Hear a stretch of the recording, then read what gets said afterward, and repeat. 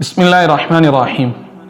حضرت ابو ہریرہ رضی اللہ تعالیٰ عنہ کی روایت ہے، نبی کریم صلی اللہ تعالیٰ علیہ وسلم نے فرمایا کہ جو شخص خانہ کعبہ کا طواف کرے اور اس دوران کوئی لغو بات نہ کرے بلکہ سبحان اللہ والحمد للہ ولا الہ الا اللہ واللہ اکبر ولا حول ولا قوة الا باللہ کا ورد کرے تو اللہ جل شانہ کی طرف سے اسے 10 نیکیاں ملتی ہیں، 10 گناہ معاف ہوتے ہیں، 10 درجات بلند ہوتے ہیں۔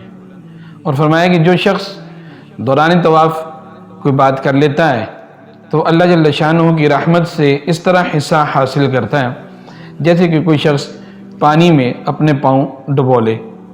حضرت عبداللہ ابن عباس رضی اللہ تعالیٰ عنہ کی روایت ہے، نبی کریم صلی اللہ تعالیٰ علیہ وسلم نے فرمایا کہ ہر روز بیت اللہ پر 120 رحمتیں نازل ہوتی ہیں، 60 رحمتیں خانہ کعبہ کا طواف کرنے والوں کے لیے، 40 رحمتیں خانہ کعبہ کے پاس نماز پڑھنے والوں کے لیے اور 20 رحمتیں خانہ کعبہ کی زیارت کرنے والوں کے لیے۔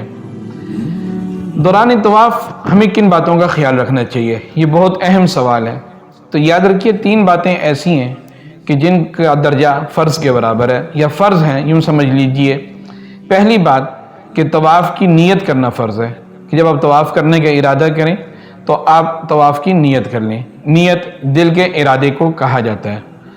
نمبر 2، طواف کے دوران جو 7 چکر لگائے جاتے ہیں ان میں سے پہلے 4 چکر جو ہیں یہ فرض ہیں اور آخری 3 چکر جو ہیں یہ واجب ہیں۔ نمبر 3، طواف جو ہے وہ مقام طواف کی حدود کے اندر ہونا چاہیے، یعنی کہ جو طواف کرنے کی جگہ ہے جو متعین کی گئی ہے، جو مطاف ہے یا مسجد الحرام، اس میں طواف کرے گا۔